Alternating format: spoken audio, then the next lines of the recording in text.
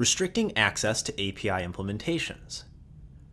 One item that we do want to leave you with is how you can go about locking down the implementation layer. If you haven't seen this already from playing around, you might have noticed that while we're doing all this great governance on our API proxy, we technically could still go in and call our API implementation directly, which is something you wouldn't actually do if this was a real API you were deploying.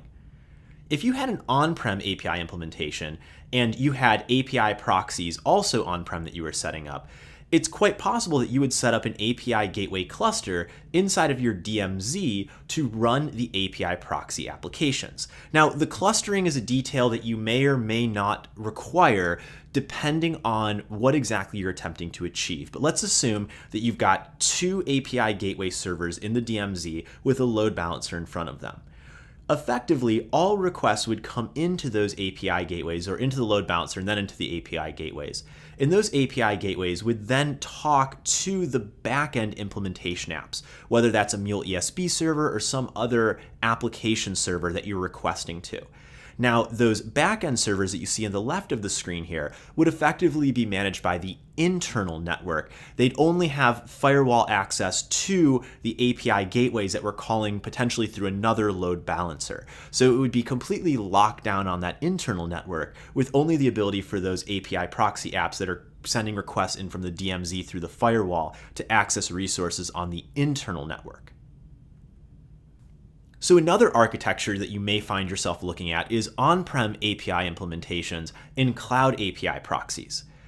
What you may set up in this case is a secure connection between the proxy application and the internal on-prem runtimes using the VPC functionality.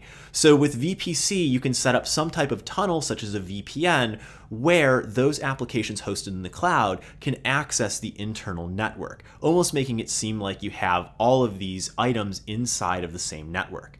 You can connect this network to other VPCs or data centers via a VPN connection, allowing your Cloud Hub workers to access resources behind your corporate firewall. You can use an IPsec gateway or AWS Direct Connect for VPN connectivity. And there's a whole process that we go through to set up this VPN based on IP ranges and things that you need from your internal data center or network to what will happen in the AWS VPC. So for more details on setting up VPC, check out our documentation page at the bottom of the slide here. If we have an API implementation and an API proxy that are in Cloud Hub, there are two options we can go with. One is that we could choose not to separate the API proxy from the implementation. This means we could host the implementation and the proxy details all in the same app.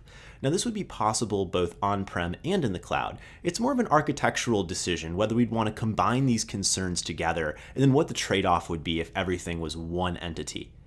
Option 2 is to use VPC. Now, in this case, our VPC usage would be to expose the proxy applications outside of the VPC using ports 8081 or 8082. And as we learned earlier, requests into port 80 or 443 through the external network are going to route directly to 8081 and 8082. Then our implementation servers could be set up inside of the VPC to be exposed on 8091 or 8092. These are internal-only ports that only things in the network are going to be able to route to. So this could prevent outside traffic from getting to that implementation layer and ensure only our API proxies are the ones accessing that API implementation.